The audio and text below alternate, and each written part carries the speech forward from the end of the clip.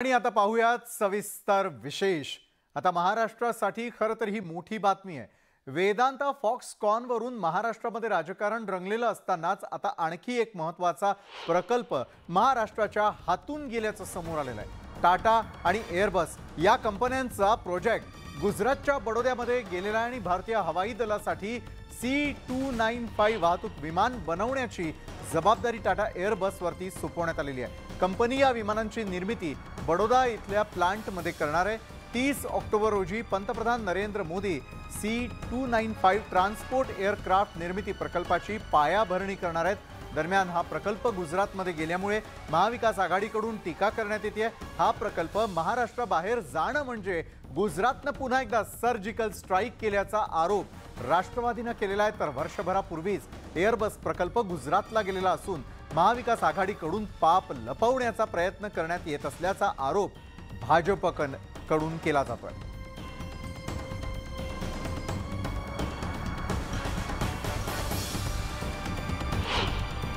मुख्यमंत्री सन्माननीय एकनाथ शिंदे साहेबांनी महाराष्ट्राच्या बेरोजगारांना आश्वासित केलं होतं की टाटा एअरबस C295 हे वायुसेनेचं विमान बनवण्याची जी कंपनी आहे हे मिहानमध्ये म्हणजे नागपूरमध्ये त्याची निर्मिती होईल, त्याला प्रकल्प तो त्या ठिकाणी आणला जाईल। परंतु आज केंद्र शासनाने तो प्रकल्प गुजरातमध्ये नेला। परत एकदा महाराष्ट्रावर सर्जिकल स्ट्राईक गुजरातने केला आणि महाराष्ट्र राज्याचे मुख्यमंत्री एकनाथ शिंदे साहेब हे बघत राहिले। आणि या संदर्भात अधिक जाणून घेण्यासाठी तुषार उपनवार आपले प्रतिनिधी आपल्या सोबत आहे। त्यांच्यासोबत यावेळेला प्रवीण दरेकर देखील जोडले गेलेले आहेत। त्यांची प्रतिक्रिया घेणं हे अत्यंत महत्त्वाचं आहे। तर तुषार उपनवार यांच्याकडून जाणून घेणार आहोत। तर एकंदरीतच पाहायला गेलं तुषार, तर यापूर्वी देखील एक प्रकल्प जो आहे तो ऑलरेडी गुजरातमध्ये गेलेला आहे, तर दुसरीकडे हा आणखी एक सर्जिकल स्ट्राईक म्हणून पाहिला जातोय आणि त्यावरून पुन्हा एकदा महाराष्ट्रातलं राजकारण तापल्याचं आपल्याला पाहायला मिळत आहे। यावरती प्रवीण दरेकरांना काय म्हणावं असं वाटतं, कारण महाविकास आघाडीनं थेटपणे भाजपवरती आणि भाजपनं पुन्हा एकदा महाविकास आघाडीवरती अपयशाचा ठपका ठेवलाय।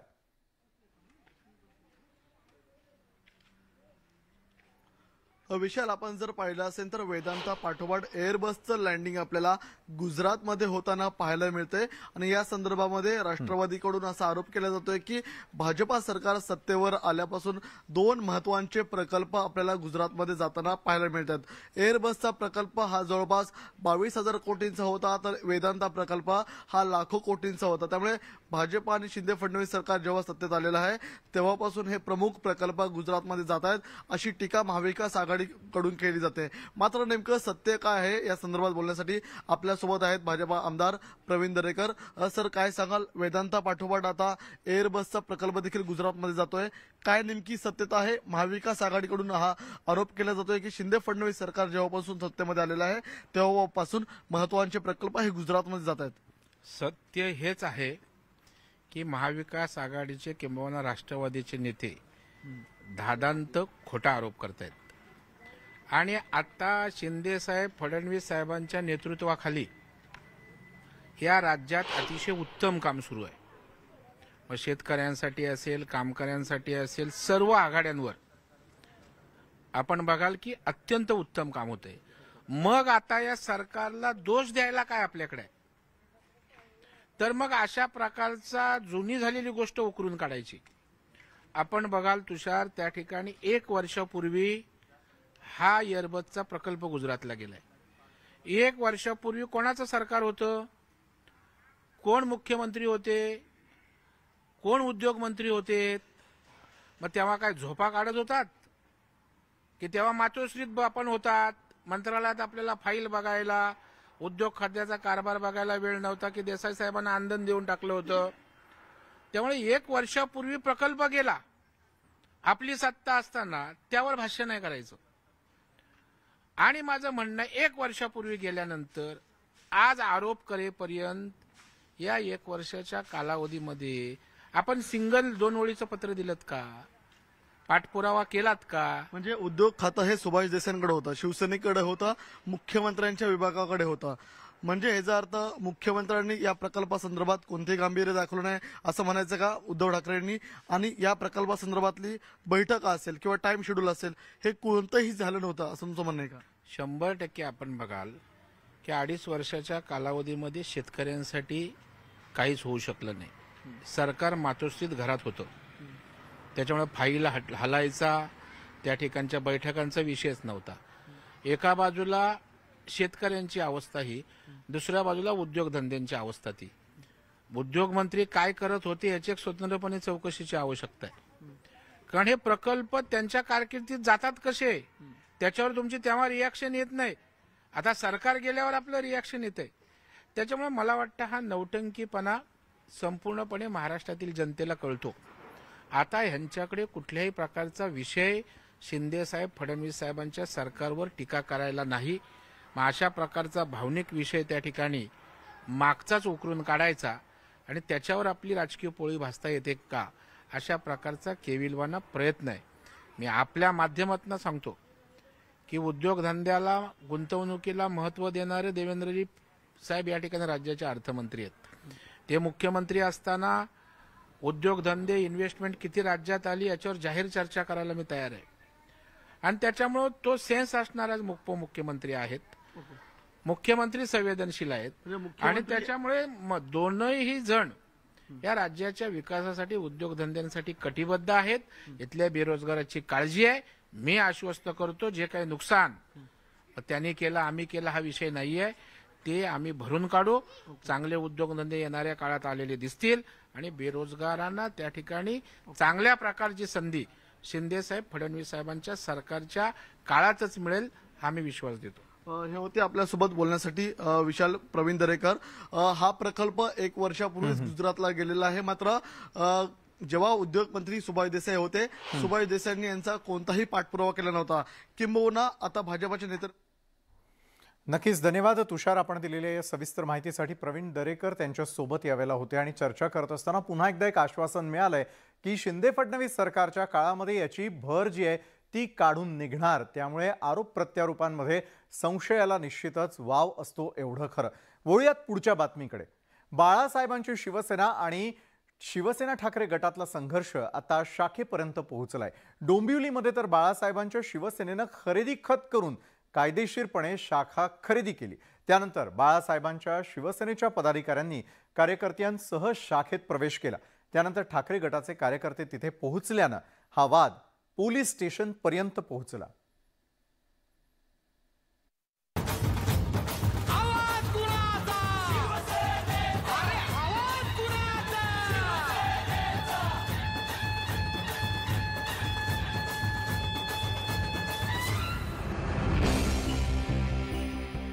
शिवसेनेचा हा आवाज आता 2 पक्षात विभागला गेलाय. इतकंच नव्हे तर दोन्ही पक्षात संघर्षही सुरू झालाय.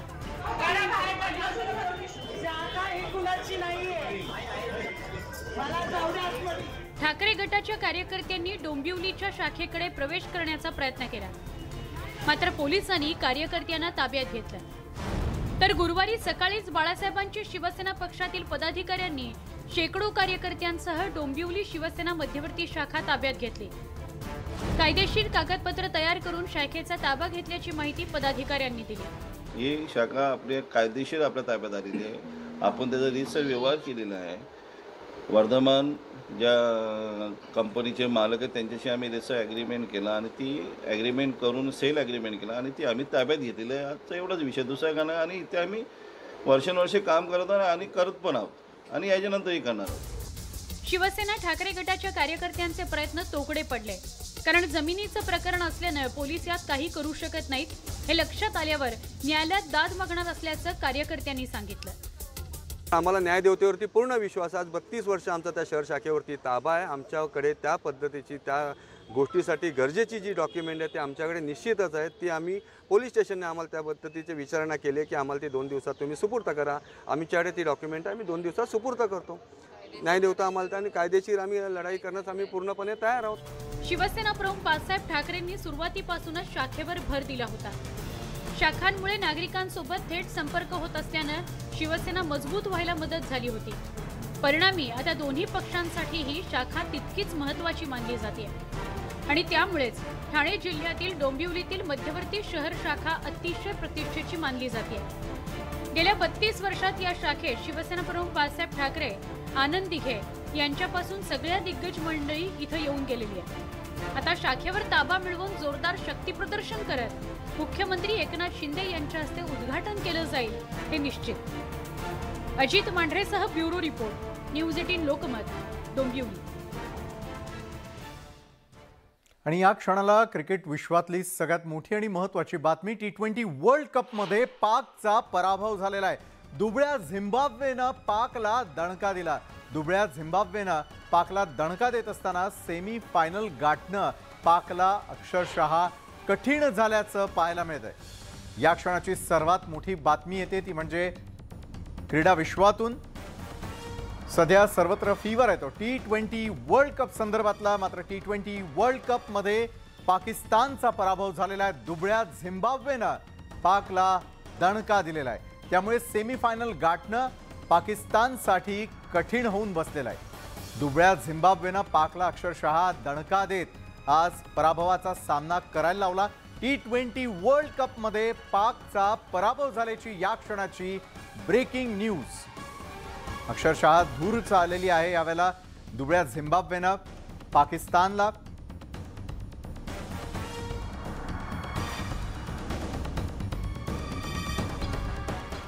किशोरी पेडणेकर यांनी मनसेवरती हल्लाबोल केलाय। सरड्यासारखा रंग बदलणारा पक्ष असल्याचा टोला त्यांनी लगावला। किशोरी पेडणेकरांच्या आरोपांना मनसेकडूनही तितकंच जोरकस उत्तर देण्यात आलेलं आहे, त्यामुळे निर्माण झालेला हा वाद लवकरच मिटण्याची चिन्ह सध्या तरी दिसत नाहीयेत। सरड्यासारखी भूमिका बदलणारा पक्ष, त्यांच्या समोर तर सरडाही लाजेल। अरे सरडा पण लाजेल एवढी भूमिका बदलतात। इप्सित साध्य झाल्यानंतर भोंगा बंद, भोंगे वाजवले, इप्सित साध्य। किशोरी पेडणेकर यांचा मनसेवर हल्लाबोल, ते निखिलास खोटं बोलायचं आणि परत तेच करायचं। नव्या राजकीय वादाचा वाजला भोंगा, भोंगे पण पुन्हा भोंगे बाहेर आले। शिवसेना ठाकरे गट आणि मनसेतलं राजकीय वैर सर्वश्रुत आहे। किशोरी पेडणेकर यांनी जुने संदर्भ देऊन मनसेवर जोरदार टीका केली। महाविकास आघाडीचं सरकार असताना राज ठाकरे यांनी भोंग्यांचा मुद्दा हाती घेतला होता। मशिदींवरील भोंग्यांचा आवाज प्रमाणापेक्षा जास्त वाढला तर हनुमान चालीसा लावा अशी भूमिका राज ठाकरे यांनी घेतली होती। मशिदींवरती लागलेले भोंगे हे खाली उतरवावेच लागतील। ज्या मशिदीच्या बाहेर हे भोंगे लागतील त्याच्या दुप्पट समोर स्पीकर लावायचे आणि हनुमान चालीसा लावायचा। राज ठाकरे यांच्या भूमिकेमुळे तत्कालीन महाविकास आघाडी सरकारची कोंडी झाली आणि तोच धागा हाती पकडून भोंग्यांच्या मुद्द्यावरून किशोरी पेडणेकर यांनी मनसेच्या भूमिकेवरती प्रश्नचिन्ह उपस्थित केलंय। अरे सरडा पण लाजेल एवढी भूमिका बदलतात। भोंग्यांवरना अगदी लेटेस्ट भोंगे वाजवले, इप्सित साध्य, भोंगे पण पुन्हा भोंगे बाहेर आले। काय कुठल्या गोष्टी तुम्ही लोकांना म्हणजे तुम्ही इतकं लोकांना गृहीत धरायला लागलात, ते निखिलास खोटं बोलायचं आणि परत तेच करायचं। किशोरी पेडणेकर यांनी केलेली टीका मनसेच्या चांगलीच जिव्हारी लागले, त्यामुळे मनसेनं शिवसेना ठाकरे गटानं आतापर्यंत बदललेल्या भूमिकांचा पाढाच वाचलाय।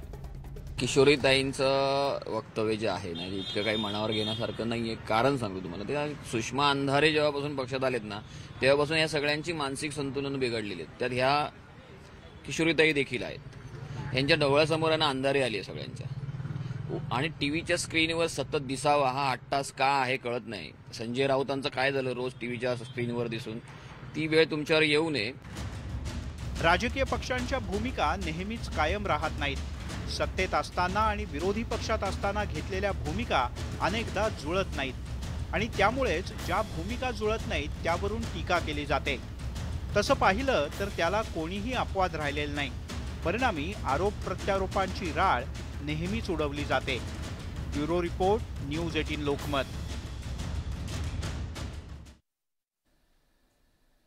आदित्य ठाकरेंनी नाशिकमध्ये जाऊन नुकसानग्रस्त भागाचा दौरा केला। तब्बल अर्ध्या तासाच्या या दौऱ्यात त्यांनी शेतकऱ्यांसोबत चर्चा केली। प्रशासनाला तातडीनं मदत जाहीर करायला लावू असं आश्वासन त्यांनी दिलं. तर आदित्य ठाकरेंच्या या दौऱ्यावर शिंदेंच्या पक्षाकडून घणाघाती टीका करण्यात आली. आदित्य ठाकरेंच्या पीक पाहणी दौऱ्यावर विरोधकांची टीका. युवराज नाईट लाईफ साठी 7च्या आत घरात. आदित्यनी अर्ध्याच दिवसाचा दौरा केल्याचा आरोप. माजी पर्यावरण मंत्री आणि आमदार आदित्य ठाकरे सिन्नर आणि शिरूरच्या पीक नुकसान पाहणी दौऱ्यावर आहेत. त्यांच्या या नुकसान पाहणी दौऱ्यावर सत्ताधारी बाळासाहेबांच्या शिवसेनेनं टीका केली आहे. उद्धव ठाकरेंनी अर्ध्या तासांचा दौरा केला, आदित्य ठाकरे अर्ध्या दिवसांचा दौरा करतायत असा आरोप बाळासाहेबांच्या शिवसेनेच्या नरेश म्हस्केंनी केलाय. असे कसे बरे दादा, नवलपरी घडले, राजकुमारही आता घराबाहेर पडले. अर्ध्या तासात शेतकऱ्यांची दैना पाहून झाली. नाईट लाईफ साठी स्वारी 7च्या आत घरी आली असं ट्विट केलंय नरेश म्हस्के यांनी. आत्ताच युवराजाला जाग आलेली आहे आणि तो दौरा 7च्या आत पुन्हा संपलेला आहे. मुळात मला एवढंच म्हणायचं आहे की बांद्र्यावरून बांधावर कधी जातात आणि बांधावरून बांद्र्यावर 7च्या आत घरी येतात, कारण मग रात्री पण अनेक कार्यक्रम असतात, कदाचित त्यासाठी ते लवकर येत असतील. उद्धव ठाकरेंसह विरोधी पक्षाचे नेते नुकसान पाहणीचे दौरे करतायत, त्यामुळेच सत्ताधाऱ्यांना पाहणी दौरे करावे लागत असल्याचा पलटवार आदित्य ठाकरेंनी केलाय. मला वाटतं त्यांच्याकडून आता तरी अपेक्षा पण नाहीये, कारण हे सरकार जसं त्या दिवशी उद्धव साहेब पण बोलले की निर्दयी झालेलं आहे. कुठे ना कुठेतरी शेतकऱ्यांसोबत उभं राहणं आज गरजेचं आहे. आपला अन्नदाता आहे तो, आणि तिथे जाऊन त्यांच्यासोबत त्यांना धीर देणं एवढं तरी केलं तरी खूप असेल. पीक नुकसान पाहणी दौरा करून सरकारवर दबाव आणण्याचा उद्धव ठाकरेंच्या पक्षाचा प्रयत्न होता, पण पीक नुकसानीचा अर्धा तास आणि अर्ध्या दिवसांचा दौरा केल्यानं हे प्रकरण ठाकरेंच्या शिवसेनेवरच शेकल्याचं सध्या तरी चित्र निर्माण झालंय. नाशिकहून लक्ष्मण घाटोळ आणि ठाण्याहून अजित मांढरेसह bureau report, news 18 Lokmat. Bachchu Kadu आणि रवी राणा यांच्या वादात आता सत्ताधाऱ्यांकडून मध्यस्थी करण्याचा प्रयत्न केला जातोय. शालेय शिक्षण मंत्री दीपक केसरकरांनी बच्चू कडूंना संयम राखण्याचं आवाहन केलंय. तसंच लवकरच बच्चू कडू मंत्री होतील असा दावा केसरकरांनी केलाय. बच्चू कडूंना मिळणार मंत्रीपद. मंत्री दीपक केसरकरांचा दावा. राणा कडू वादात केसरकरांची शिष्टाई. आमदार रवी राणा आणि बच्चू कडू यांच्यात राजकीय कलगीतुरा रंगलेला असतानाच आता सत्ताधाऱ्यांकडून हा वाद मिटवण्यासाठी प्रयत्न केले जात आहेत. शालेय शिक्षण मंत्री दीपक केसरकरांनी बच्चू कडूंना संयम राखण्याचं आवाहन केलंय. तसंच लवकरच बच्चू कडूंना मंत्रीपद मिळणार असल्याचा दावाही केसरकरांनी केलाय. एक ज्येष्ठ नेते आहे, त्यांच्या पक्षामध्ये 2 आमदार आहेत, त्याच्यामुळे इतर आमदारांच्या वतीने ते बोलत असतील, पण मला त्याची वस्तुस्थिती माहिती नाही. लवकरच ते मंत्रीपदी दिसतील अशी आमची सगळ्यांची अपेक्षा आहे, आणि त्याच्यामुळे जो मनुष्य मंत्री बनणार आहे त्यांनी थोडासा संयम सुद्धा ठेवला पाहिजे असं मला वाटतं. बच्चू कडूंच्या आजवरच्या राजकीय प्रवासावर नजर टाकल्यास कायम विरोधात असलेल्या बच्चू कडूंना 2019 मध्ये मंत्रीपदाची लॉटरी लागली होती. महाविकास आघाडी सरकारमध्ये तत्कालीन मुख्यमंत्री उद्धव ठाकरेंनी शिवसेनेच्या कोट्यातून बच्चू कडूंना मंत्रीपद दिलं होतं. मात्र शिवसेनेतील 40 आमदारांच्या बंडखोरीनंतर बच्चू कडूंनी उद्धव ठाकरेंची साथ सोडली. सत्तांतरानंतर शिंदे सरकारमध्ये कडूंना मंत्रीपद मिळणार असल्याची चर्चा रंगली होती. मात्र मंत्रिमंडळ विस्तारात त्यांना स्थान काही मिळालं नाही. त्यानंतर कडूंनी जाहीरपणे नाराजी व्यक्त केली होती. विधानसभा अधिवेशनानंतर राज्य मंत्रिमंडळ विस्तार होणार असल्याचं सत्ताधाऱ्यांकडून वारंवार सांगितलं जात आहे. मात्र दिवाळी सरली तरी मंत्रिमंडळ विस्ताराच्या हालचाली काही दिसत नाही. त्यामुळे मंत्रिमंडळ विस्ताराला मुहूर्त कधी सापडणार आणि त्यामध्ये बच्चू कडूंना संधी मिळणार का, हाच खरा प्रश्न आहे. Bureau report, news 18. राज्याच्या राजकारणामध्ये मागील 4 महिन्यांपासून खोके गाजतायत आणि अजूनही खोक्यांचा मुद्दा बाद झालेला नाही. खोक्यांच्या मुद्द्यावरून आदित्य ठाकरेंनी टोला लगावलाय. बच्चू कडू आणि राणा दाम्पत्य यांच्यात सुरू असलेल्या वादामध्ये आता आदित्य ठाकरेंनी देखील उडी घेऊन खोचक टीका केली आहे.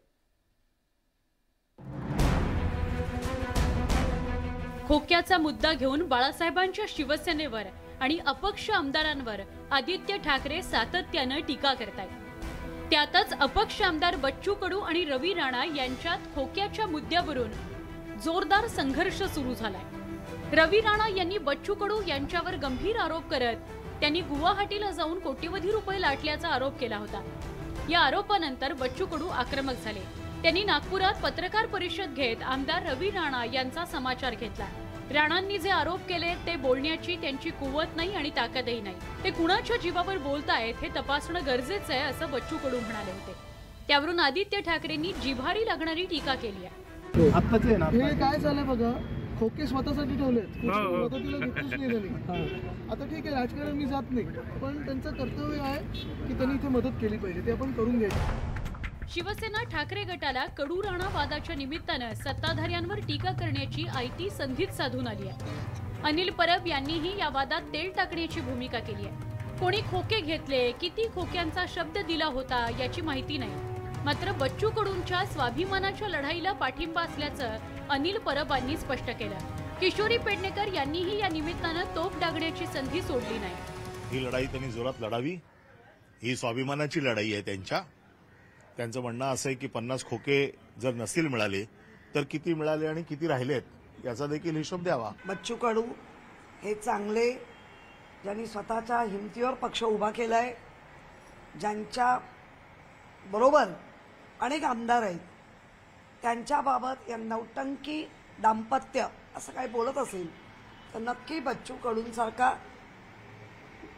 दिलदार पक्षप्रमुख म्हणून ते वागतायत, तर त्यांना त्रास होणं बरोबर आहे। शिवसेना ठाकरे गटाकडून टीकेचा भडीमार सुरू झाल्यानं भाजपनेही या राजकीय रणांगणात उडी घेतली आहे। ते निघेन वगैरे असं काही म्हणाले नाहीत किंवा ते वेगळा काय निर्णय घेणार, इकडे तिकडे जाण्याचा असं काही म्हणाले नाहीत। ते म्हणाले मला या विषयाचा काही जर सोक्षमोक्ष लागावा, माझ्याबरोबर 7-8 आमदार आहेत की ज्यांना ह्या गोष्टी पसंत पडत नाहीत, त्यांनी मी 7-8 आमदारांना घेऊन जाणार आहे, बाहेर पडणार आहे असं कुठेही वक्तव्य आलं नाही। बच्चू कडू एक संवेदनशील नेता आहे। बच्चू कडू आणि रवी राणा यांच्यातील वाद जोपर्यंत मिटत नाही तोपर्यंत शिवसेना ठाकरे गटाकडून त्याचा राजकीय वापर केला जाणार हे आता स्पष्टच होत आहे। Bureau report, news 18 Lokmat. तर आपण पाहता न्यूज 18 लोकमत विशेष। नोटांवरील फोटोच्या वादाचं लोण हे आता राज्यापर्यंत येऊन पोहोचलंय, कारण देशातील महापुरुष तसंच नेत्यांचे फोटो चलनी नोटांवरती छापण्याची मागणी भाजप आणि ठाकरे पक्षाच्या नेत्यांनी केली आहे। पाहुयात नोटांवरील फोटोवरून सुरू झालेल्या राजकारणाचा वेध घेणारा हा विशेष रिपोर्ट। नोटांवरील फोटोवरून पेटलं राजकारण। भारतीय करेंसी के ऊपर एक तरफ गांधी जी की तस्वीर है, वो वैसे ही रहनी चाहिए, लेकिन दूसरी तरफ श्री गणेश जी की और श्री लक्ष्मी जी की तस्वीर भारतीय करेंसी के ऊपर लगाई जाए। आप पाठोपाठ भाजप नेते सरसावले।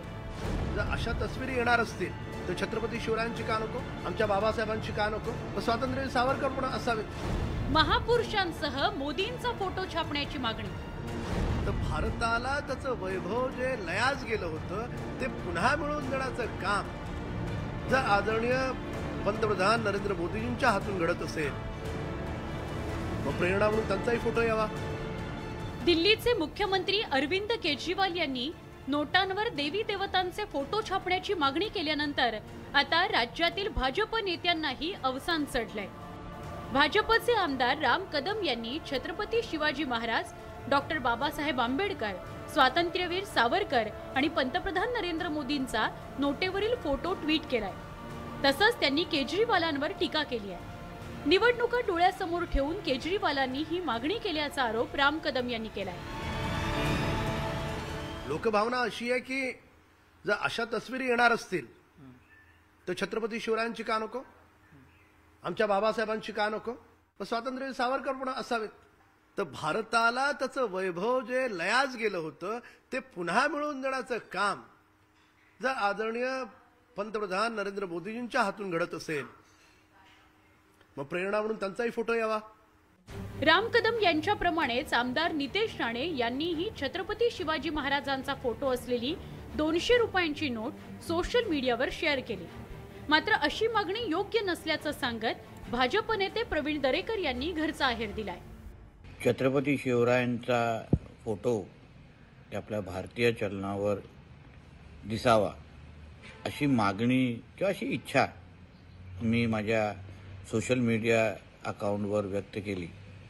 ही एक भारतीय नागरिक म्हणून माझी एक वैयक्तिक मागणी आहे. आपला बहुभाषिक देश आहे, बहुप्रांतांचा देश आहे आणि अशा वेळेला प्रत्येकाचं श्रद्धास्थान असतं, प्रत्येकाचं दैवत असतं आणि मला वाटतं पंतप्रधान नरेंद्र मोदी साहेब अत्यंत सक्षम आहेत. त्या ठिकाणी योग्य वेळी या देशहितासाठी, देशाच्या स्वाभिमानासाठी अशी गरज भासली तर ते योग्य निर्णय घेतील. नोटांवर नेत्यांचा फोटो छापण्याची मागणी करण्यात शिवसेना उद्धव बाळासाहेब ठाकरे पक्षाचे नेतेही मागे नाहीत, तर रिपब्लिकन पार्टी ऑफ इंडियाचे नेते सचिन खरात यांनीही गौतम बुद्धाचा फोटो छापण्याची मागणी केली आहे. शिवसेना हा गरिबांचा पक्ष आहे हो, त्यामुळे ह्या सगळ्या भानगडीत शिवसेना काही जात नाही. परंतु जर मला विचाराल कोणाचा फोटो असायला पाहिजे तर मी तर सांगेन बाळासाहेबांचा असायला पाहिजे. त्याचं कारण असं आहे की माझा नेता असायला पाहिजे असं प्रत्येकाला जर वाटत असेल तर मी तर शिवसेनेचा आहे, मला असं वाटतं की बाळासाहेबांचा असायला पाहिजे. पण माझ्या वाटण्याला काही महत्व नाहीये ना, शेवटी हे सरकार ठरवत असतं. भारतामध्ये नव्हे तर जगामध्ये पहिल्यांदा तथागत गौतम बुद्धांनी लोकशाही दिली. तसेच तथागत गौतम बुद्ध ही भारताची अस्मिता आहे. म्हणून Republican party of India Kharat पक्षातर्फे माननीय पंतप्रधान नरेंद्र मोदी साहेबांना आम्ही मागणी करत आहे की भारतीय चलनावर तथागत गौतम बुद्ध यांचा फोटो घ्यावा अशी मागणी आम्ही करत आहे. ऐन दिवाळीत अरविंद केजरीवाल यांनी चलनी नोटांवर लक्ष्मी आणि गणपतीचा फोटो छापण्याची मागणी केली होती. मात्र आता त्यावरून नवा राजकीय वाद सुरू झाल्याचं पाहायला मिळत आहे. तसंच राजकीय पक्षांमध्ये जणू चढाओढच लागल्याचं चित्र आहे. Bureau report, news 18 Lokmat. चलनी नोटांवरती देवी देवता आणि महापुरुषांचे फोटो छापण्यावरून राजकारण्यांमध्ये चांगलाच कलगीतुरा रंगलाय. खरं तर आजवर भारतीय चलनी नोटांवरती विविध चित्र छापण्यात आल्याचं पाहायला मिळतंय. भारतात पहिली कागदी नोट कधी छापण्यात आली होती? स्वातंत्र्यानंतर छापण्यात आलेल्या नोटेवरती कोणतं चित्र छापण्यात आलेलं होतं? पाहूयात याविषयीचा आमचा हा विशेष रिपोर्ट. भारतातील चलनी नोटांच्या इतिहासावर नजर टाकल्यास जवळपास 250 वर्षांपूर्वी म्हणजेच 1770 मध्ये देशात कागदी नोटांच्या छपाईला सुरुवात झाल्याचं पाहायला मिळत आहे. त्या काळी कोलकातामध्ये नोटांची छपाई करण्यात आली होती. पुढे देशात भारतीय रिझर्व्ह बँकेची स्थापना करण्यात आली आणि 1938 मध्ये रिझर्व्ह बँकेनं 5 रुपयांची नोट चलनात आणली. त्यावेळी 5 रुपयांच्या नोटेवर किंग जॉर्ज 6 यांचा फोटो छापण्यात आला होता. पण देश स्वतंत्र झाल्यानंतर भारतीय चलनी नोटांनी एक प्रकारे कात टाकल्याचं पाहायला मिळतंय. पारतंत्र्याच्या जोखडातून मुक्त झाल्यानंतर नोटांवरील चिन्ह आणि फोटोत बदल करण्यात आला. स्वातंत्र्यानंतर पहिल्यांदा 1 रुपयाची नोट छापण्यात आली होती. 12 ऑगस्ट 1949 मध्ये ती नोट चलनात आणली गेली. त्या नोटेवर अशोक स्तंभाचं चित्र छापण्यात आलं होतं. पुढच्या काळात नोटांवरील चिन्हांमध्ये अनेक वेळा बदल करण्यात आले. सुरुवातीच्या काळामध्ये गेटवे ऑफ इंडिया, बृहदेश्वर मंदिराचं चित्र छापण्यात आलं. तसंच 50च्या दशकात रिझर्व्ह बँकेनं 1000, 5000 आणि 10,000च्या नोटा छापल्या होत्या. त्यापैकी 1000च्या नोटेवर तंजावर मंदिर, 5000च्या नोटेवर गेटवे ऑफ इंडिया तर 10,000च्या नोटेवरती लॉयन कॅपिटल आणि अशोक स्तंभाचं चित्र छापण्यात आलं होतं. सध्या 2000, 500 आणि 200 रुपयांच्या नोटांवर महात्मा गांधींचा फोटो पाहायला मिळतो. पण जवळपास 5 दशकांपूर्वी म्हणजेच 1969 मध्ये पहिल्यांदा महात्मा गांधींची छबी नोटेवर छापण्यात आली. गांधीजींच्या जन्मशताब्दी निमित्त ही नोट जारी करण्यात आली होती. त्यानंतर पुढच्या काळात विविध मूल्यांच्या नोटांवर महात्मा गांधींचा फोटो छापण्यात आला. दरम्यान 1 रुपयाच्या नोटेवर ऑइल रिंग, 2 रुपयांच्या नोटेवरती आर्यभट्ट उपग्रह, 5 रुपयांच्या नोटेवरती शेतीचं यांत्रिकीकरण, 10 रुपयांच्या नोटेवरती मोर तर 20 रुपयांच्या नोटेवरती कोणार्क सूर्य मंदिराच्या रथाचं चाक असे विविध फोटो आजवर छापण्यात आलेले आहेत.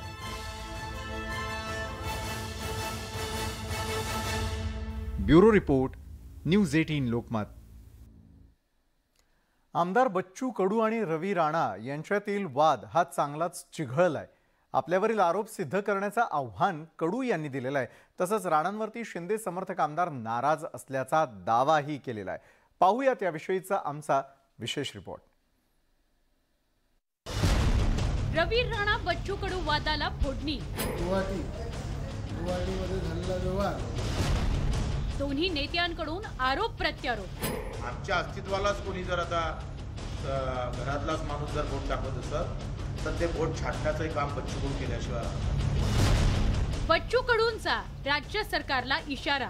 50 आमदारावर जेव्हा प्रश्नचिन्ह निर्माण होतं तेव्हा सीएम वर पण प्रश्नचिन्ह निर्माण होणार, देवेंद्रजीवर प्रश्नचिन्ह निर्माण होणार. आमदार बच्चू कडू आणि रवी राणा यांच्यातील राजकीय वाद काही शमण्याचं नाव घेताना दिसत नाहीये. गेल्या काही दिवसांपासून सुरू असलेलं हे वाकयुद्ध आता शिगेला पोहोचलंय. राज्यातील सत्तांतरावेळी बच्चू कडू यांनी पैसे घेतल्याचा आरोप रवी राणा यांनी केला होता आणि त्यावरूनच या वादाची ठिणगी पडली आहे. कुठेतरी ते मोठ्या प्रमाणात दुःखामध्ये फ्रस्ट्रेशनमध्ये गेलेले आहे. कारण अचानक त्यांचं मंत्रिपद जाणं आणि त्याच्यानंतर त्यांनी दिलेला महाविकास आघाडीला धोक्यानंतर गुवाहाटीमध्ये झालेला व्यवहार, या सगळ्या गोष्टी ज्या पद्धतीनं ते पचवू शकले नाही. राणा यांच्या या आरोपावर आता बच्चू कडूंनी पुन्हा एकदा पलटवार केलाय. राणा यांनी आपल्यावर केलेले आरोप सिद्ध करावेत, अन्यथा माफी मागावी अशी मागणी कडू यांनी केली आहे. तसंच त्यांनी राज्य सरकारला थेट इशाराही दिलाय. आमच्या अस्तित्वालाच कोणी जर आता घरातलाच माणूस जर बोट टाकत असेल तर ते बोट छाटण्याचंही काम बच्चू कडू केल्याशिवाय राहणार नाही. आणि मग यासाठी 1 तारखेला आम्ही राणाला वेळ दिलेला आहे. कोणावर आरोप करताना अशा पद्धतीनं आरोप करणं, या पद्धतीनं त्याचं अस्तित्वच पणाला लावणं हे फार चुकीचं आहे. आणि म्हणून आम्ही पुरावे मागितले 1 तारखेपर्यंत. 1 तारखेपर्यंत राणानं पुरावे द्यावे. दिवसेंदिवस राणा कडू वाद चिघळत चालल्यामुळे या वादाला वेगळं वळण लागण्याची शक्यता निर्माण झाली आहे. रवी राणांवर बहुतेक शिंदे समर्थक आमदार नाराज असल्याचा दावा कडूंनी केलाय. राणा असा का बोलला? त्याची एकट्याची बोलाची कुवत नाही, ताकद नाही. तो कोणाच्या भरोश्यावर बोलतोय हे तपासणं फार महत्वाचं आहे. त्यानं एकावरच प्रश्नचिन्ह निर्माण केले नाही, फक्त बच्चू कडूवर प्रश्नचिन्ह नाही तर 50 आमदारावर प्रश्नचिन्ह निर्माण झाले आहे. मग 50 आमदारावर जेव्हा प्रश्नचिन्ह निर्माण होतं तेव्हा सीएम वर पण प्रश्नचिन्ह निर्माण होणार, देवेंद्रजीवर प्रश्नचिन्ह निर्माण होणार. आमदार रवी राणा हे उपमुख्यमंत्री देवेंद्र फडणवीसांचे जवळचे मानले जातात. तर महाविकास आघाडीच्या सत्तेत बच्चू कडूंना उद्धव ठाकरेंनी मंत्रिपदाची संधी दिली होती. मात्र शिवसेनेतील फुटीनंतर कडू शिंदे समर्थकांच्या वळचणीला गेले. खरं तर कडू आणि राणा या दोघांचाही शिंदे सरकारला पाठिंबा आहे. मात्र गेल्या काही दिवसात या दोघांमध्ये जोरदार वाकयुद्ध पेटलंय. आता या वादाच्या झळा शिंदे फडणवीस सरकारला बसण्याची शक्यता निर्माण झाली आहे. Bureau report, news 18 Lokmat. Rana आणि कडू वादामुळे आता विरोधकांना टीका करण्याची आयती संधी मिळाली आहे. बंडखोरांच्या गटामध्ये सामील झाल्यामुळे बच्चू कडूंचं महत्त्व कमी झाल्याची टीका सुषमा अंधारे यांनी केली आहे. तर राष्ट्रवादी काँग्रेसच्या खासदार सुप्रिया सुळेंनीही यावर सवाल उपस्थित केलाय. राणा कडू वादात विरोधकांची टीका. राणा कडू वादामुळे राजकारण पेटलं. नेत्यांचं एकमेकांना आव्हान प्रति आव्हान. आमदार रवी राणा आणि माजी मंत्री बच्चू कडू यांच्यातील आरोप प्रत्यारोपांमुळे राजकीय वातावरण चांगलंच ढवळून निघालंय. दोन्ही बाजूनं एकमेकांवर गंभीर आरोप प्रत्यारोप केले जात आहेत. हा राजकीय वाद आता विरोधकांच्या निशाण्यावर आलाय. ठाकरे पक्षाच्या नेत्या सुषमा अंधारे यांनी राणा कडू वादावर ही खोचक प्रतिक्रिया दिली आहे. बच्चू कडूंच्या किती आहेत आमदार संपर्कात? ते 7 असतील, 17 असतील, तर ते त्यांना माहिती आहे. यांचं कसं असतं माहितीये का? प्रेमभंगाचं दुःख आहे की नाही? प्रेमभंगाचं दुःख की मैंने तुम्हें दिल दिया था दिलदार समझकर, तुमने ठुकरा दिया फुटबॉल समझकर. तर बच्चू कडू साहेबांनी जे काही त्यांच्यासाठी जे सगळं केलं होतं त्याची काहीच किंमत नाही ठेवली. असं नाही करायला पाहिजे, वाईट केलं. राणा कडू वादाला जवळपास 3 महिने उलटून गेलेत. मात्र अद्यापही हा वाद काही थांबला नाही. खरं तर दहीहंडीच्या काळात या वादाला तोंड फुटलं होतं. अचलपूरमध्ये रवी राणा यांनी दहीहंडी कार्यक्रमाचं आयोजन केलं होतं. या कार्यक्रमात राणा यांनी बच्चू कडूंवर जोरदार टीका केली होती. तसंच गुवाहाटी दौऱ्यात पैसे घेतल्याचा आरोप कडूंचं नाव न घेता केला होता. त्यानंतर या वाकयुद्धाला सुरुवात झाली. पण आता या वादाला वेगळं वळण लागण्याची शक्यता वर्तवली जाते. दरम्यान सत्ताधाऱ्यांमधील या 2 आमदारांच्या वादावरून विरोधकांना टीका करण्याची आयती संधी मिळाली आहे. सत्तेत असलेलं कोणीतरी संवेदनशील आहे. त्याच्यामुळे मी माननीय बच्चू कडूंचे आभार मानते. त्यांनी आरोग्यामध्ये अपंगसाठी इतकं प्रचंड काम केलंय आणि त्यांच्या वेदना आणि त्यांचा संवेदनशीलपणा हा त्यांच्या वक्तव्यामधून दिलाय. मला आनंद वाटतोय की कोणीतरी अजूनही संवेदनशील या राज्यात राजकारणी आहेत आणि सत्तेतले. राणा कडू वाद दिवसेंदिवस चिघळत चालल्यामुळे सत्ताधाऱ्यांमध्ये सर्व काही आलबेल नसल्याचं चित्र निर्माण झालंय. तर आगामी काळात बच्चू कडू कोणती भूमिका घेतात याकडे सर्वांचं लक्ष लागून राहिलंय. Bureau report, news 18 Lokmat. Bachchu Kadu आणि रवी राणा यांच्या वादात आता सत्ताधाऱ्यांकडून मध्यस्थी करण्याचा प्रयत्न केला जातोय. शालेय शिक्षण मंत्री दीपक केसरकरांनी बच्चू कडूंना संयम राखण्याचं आवाहन केलंय. तसंच लवकरच बच्चू कडू मंत्री होतील असा दावा केसरकरांनी केलाय. बच्चू कडूंना मिळणार मंत्रीपद. मंत्री दीपक केसरकरांचा दावा.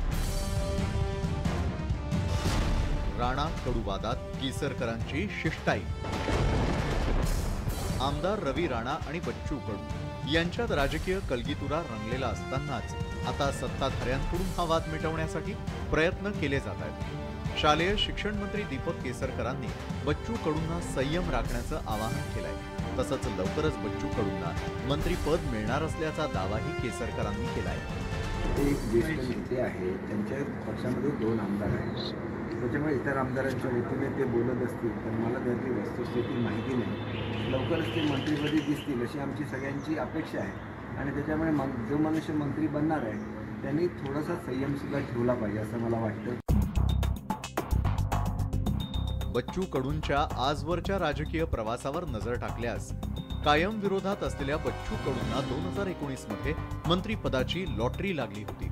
महाविकास आघाडी सरकारमध्ये तत्कालीन मुख्यमंत्री उद्धव ठाकरेंनी शिवसेनेच्या कोट्यातून बच्चू कडूंना मंत्रीपद दिलं होतं. मात्र शिवसेनेतील 40 आमदारांच्या बंडखोरीनंतर बच्चू कडूंनी उद्धव ठाकरेंची साथ सोडली. सत्तांतरानंतर शिंदे सरकारमध्ये कडूंना मंत्रिपद मिळणार असल्याची चर्चा रंगली होती. मात्र मंत्रिमंडळ विस्तारात त्यांना स्थान काही मिळालं नाही. त्यानंतर कडूंनी जाहीरपणे नाराजी व्यक्त केली होती. विधानसभा अधिवेशनानंतर राज्य मंत्रिमंडळ विस्तार होणार असल्याचं सत्ताधाऱ्यांकडून वारंवार सांगितलं जात आहे. मात्र दिवाळी सरली तरी मंत्रिमंडळ विस्ताराच्या हालचाली काही दिसत नाही. त्यामुळे मंत्रिमंडळ विस्ताराला मुहूर्त कधी सापडणार आणि त्यामध्ये बच्चू कडूंना संधी मिळणार का, हाच खरा प्रश्न आहे. Bureau report, news 18. राज्याच्या राजकारणामध्ये मागील 4 महिन्यांपासून खोके गाजतायत आणि अजूनही खोक्यांचा मुद्दा बाद झालेला नाही. बरं, खोक्यांच्या मुद्द्यावरून आदित्य ठाकरेंनी टोला लगावला तर बच्चू कडू आणि राणा दाम्पत्य यांच्यात सुरू असलेल्या वादामध्ये आदित्य ठाकरेंनी उडी घेऊन खोचक टीका केलेली आहे. खोक्याचा मुद्दा घेऊन बाळासाहेबांच्या शिवसेनेवर आणि अपक्ष आमदारांवर आदित्य ठाकरे सातत्यानं टीका करतायत. त्यातच अपक्ष आमदार बच्चू कडू आणि रवी राणा यांच्यात खोक्याच्या मुद्द्यावरून जोरदार संघर्ष सुरू झालाय. रवी राणा यांनी बच्चू कडू यांच्यावर गंभीर आरोप करत त्यांनी गुवाहाटीला जाऊन कोट्यवधी रुपये लाटल्याचा आरोप केला होता. या आरोपानंतर बच्चू कडू आक्रमक झाले. त्यांनी नागपुरात पत्रकार परिषद घेत आमदार रवी राणा यांचा समाचार घेतला. राणांनी जे आरोप केले ते बोलण्याची त्यांची कुवत नाही आणि ताकदही नाही. ते कुणाच्या जीवावर बोलतायत हे तपासणं गरजेचं आहे असं बच्चू कडू म्हणाले होते. त्यावरून आदित्य ठाकरेंनी जिव्हारी लागणारी टीका केली आहे. हे काय झालं बघा, खोके स्वतःसाठी ठेवलेत, मदतीला घेतलीच नाही त्यांनी. आता ठीक आहे, राजकारण मी जात नाही, पण त्यांचं कर्तव्य आहे की त्यांनी इथे मदत केली पाहिजे, ते आपण करून घ्यायचं. शिवसेना ठाकरे गटाला कडू राणा वादाच्या निमित्तानं सत्ताधाऱ्यांवर टीका करण्याची आयती संधीच साधून आली आहे. अनिल परब यांनीही या वादात तेल टाकण्याची भूमिका केली आहे. कोणी खोके घेतले, किती खोक्यांचा शब्द दिला होता याची माहिती नाही. मात्र बच्चू कडूंच्या स्वाभिमानाच्या लढाईला पाठिंबा असल्याचं अनिल परबांनी स्पष्ट केलं. किशोरी पेडणेकर यांनीही या निमित्तानं तोफ डागण्याची संधी सोडली नाही. ही लढाई त्यांनी जोरात लढावी. ही स्वाभिमानाची लढाई आहे त्यांच्या. त्यांचं म्हणणं असं आहे की 50 खोके जर नसतील मिळाले तर किती मिळाले आणि किती राहिलेत याचा देखील हिशोब द्यावा. बच्चू कडू हे चांगले, ज्यांनी स्वतःच्या हिमतीवर पक्ष उभा केलाय, ज्यांच्या बरोबर अनेक आमदार आहेत, त्यांच्याबाबत या नौटंकी दाम्पत्य असं काही बोलत असेल तर नक्की बच्चू कडूंसारखा दिलदार पक्षप्रमुख म्हणून ते वागतायत, तर त्यांना त्रास होणं बरोबर आहे. शिवसेना ठाकरे गटाकडून टीकेचा भडीमार सुरू झाल्यानं भाजपनंही या राजकीय रणांगणात उडी घेतली आहे. ते निघेन वगैरे असं काही म्हणाले नाहीत किंवा ते वेगळा काय निर्णय घेणार, इकडे तिकडे जाण्याचा असं काही म्हणाले नाहीत. ते म्हणाले मला या विषयाचा काही जर सोक्षमोक्ष लागावा. माझ्याबरोबर 7-8 आमदार आहेत की ज्यांना ह्या गोष्टी पसंत पडत नाहीत. त्यांनी मी 7-8 आमदारांना घेऊन जाणार आहे, बाहेर पडणार आहे असं कुठेही वक्तव्य आलं नाही. बच्चू कडू एक संवेदनशील नेता आहे. बच्चू कडू आणि रवी राणा यांच्यातील वाद जोपर्यंत मिटत नाही तोपर्यंत शिवसेना ठाकरे गटाकडून त्याचा राजकीय वापर केला जाणार हे आता स्पष्टच होत आहे. Bureau report, news 18 Lokmat. नंतर आपल्या सगळ्यांचं पुन्हा एकदा स्वागत. केंद्रीय गृहमंत्री अमित शहा यांच्या नेतृत्वात हरियाणामध्ये सर्व राज्यातील गृहमंत्र्यांचं 2 दिवसीय चिंतन शिबिर पार पडलं. या शिबिरामध्ये दहशतवादाबाबत माहिती देताना गृहमंत्री अमित शहांनी गेल्या 37 महिन्यांमध्ये दहशतवादी घटनांमध्ये 34% घट झाल्याचं सांगितलं. पाहूयात या संदर्भातला हा विशेष रिपोर्ट. दहशतवादाला अमित शहांचा लगाम. शहांच्यामुळे दहशतवादी धूम ठोकून पळाले. दहशतवादी हल्ले रोखण्यात शहांना यश. ज्या दहशतवाद्यांचा धसका अख्ख्या जगानं घेतलाय त्या दहशतवाद्यांनी आता भारतातून धूम ठोकले आणि त्याचं कारण आहे अमित शहा यांची दहशतवाद्यांमध्ये निर्माण झालेली दहशत. भारतात मागच्या 37 महिन्यात दहशतवादी घटनांमध्ये मोठी घट झाली आहे. 5 अगस्त के पहले के 37 महीने और 5 अगस्त के बाद के 37 महीनों में आतंकवादी घटनाओं में 34% की कमी आई है. दहशतवाद्यांवर लगाम लावल्यानंतर सुरक्षा रक्षक आणि नागरिकांच्या मृत्यू संख्येत सुद्धा मोठी घट झाली आहे. येणाऱ्या वर्षात हा दहशतवाद नाहीसा करण्यासाठी सगळ्यांनी एकत्र येऊन काम करण्याची गरज असल्याचं शाह यांनी म्हटलंय. बाद के 37 महीनों में आतंकवादी घटनाओं में 34% की कमी आई है. सुरक्षा बलों की मृत्यु में 64% की कमी आई है और नागरिकों की मृत्यु में 90% की कमी आई है. ये बहुत बड़ी उपलब्धि है. देशात भाजपचं सरकार आल्यापासून दहशतवाद्यांना चांगला चाप बसलाय. त्यामुळे शहांनी त्यांची दहशत अशीच सुरू ठेवावी आणि देशातून दहशतवाद्यांचा खात्मा करावा एवढीच अपेक्षा. Bureau report, news 18 Lokmat. बीसीसीआयनं एक ऐतिहासिक निर्णय घेतलेला आहे. आता क्रिकेटमध्ये महिला आणि पुरुष खेळाडूंना समान मानधन मिळणार आहे. बीसीसीआयचे सचिव जय शहा यांनी ही मोठी घोषणा केली. या निर्णयामुळे क्रिकेटमधील महिला आणि पुरुष खेळाडूंमधील हा भेदभाव संपणार आहे. पुरुषांप्रमाणे महिला क्रिकेटपटूंना समान मानधन. बीसीसीआयचा ऐतिहासिक निर्णय. क्रिकेटमधील भेदभाव क्लीन बोल्ड. क्रिकेटच्या इतिहासात रोज अनेक विक्रम होतात, पण आज बीसीसीआयचे सचिव जय शाह यांनी हाती बॅट आणि पायावरती पॅड न बांधता नवा विक्रम केलाय. हा विक्रम आहे स्त्री पुरुष समान मानधनाचा. आतापर्यंत पुरुषांना वेगळं आणि महिला क्रिकेटपटूंना वेगळं मानधन मिळत होतं, पण आता बीसीसीआयनं पुरुषांएवढंच महिलांना मानधन देण्याचा निर्णय घेतलाय. त्यानुसार कसोटी क्रिकेट सामन्यांसाठी पुरुष क्रिकेटपटूंप्रमाणे 15 लाख, वन डे क्रिकेटसाठी 6 लाख आणि T20 सामन्यासाठी 3 लाख रुपये मानधन देण्याचा निर्णय लागू केलाय. एकंदर ह्या निर्णयामुळे लेडीज खेळाला चांगल्या प्रकारे प्रतिसाद मिळणार आणि खेळ हा जीवनाचा एक भाग झालेला आहे. हे फार महत्त्वाचं आहे आणि ज्याला आपण स्पोर्टिंग कल्चर डेव्हलप व्हायला पाहिजे त्याला हे पूरक आहे. बीसीसीआयच्या या निर्णयाचं महिला क्रिकेटपटूंनीही स्वागत केलंय. ये बहुत ही अच्छी चीज़ हुई है कि दोनों मेल को मतलब कि फीमेल्स को भी मेल की तरह अब इक्वली ट्रीट किया जा रहा है, मतलब इक्वल मैच फी दी जा रही है. ये अच्छी बात है और अब लड़कियों का इन्वॉल्व होना क्रिकेट के गेम में ज़्यादा रहेगा. ये बहुत ही सही फैसला है क्योंकि पहले जैसे कि गर्ल्स क्रिकेट में बहुत कम गर्ल्स इन्वॉल्व होती थी, अब ज़्यादा कंपटीशन बढ़ रहा है क्योंकि मेल क्रिकेटर जैसी ही हमें प्रायोरिटीज़ दी जा रही है, मेल क्रिकेटर जैसे हमें मीडिया फैम ये सब मिल रहा है, तो उसकी वजह से गर्ल्स और अट्रैक्ट हो रही हैं टूवर्ड्स क्रिकेट. सो इसलिए बहुत अच्छा फैसला है की हमें इतनी फॅसिलिटीज मिल रही हैं. महिलांनी कितीही दर्जेदार खेळ केला तरी त्यांच्या खेळाला मानधन रूपी प्रतिष्ठा मिळत नव्हती. पण बीसीसीआयच्या निर्णयामुळे अनेक मुलींना क्रिकेटमध्ये करिअर करण्याची प्रेरणा मिळेल, शिवाय त्यांना भक्कम आर्थिक बळही मिळेल यात शंकाच नाही. Bureau report, news 18 Lokmat.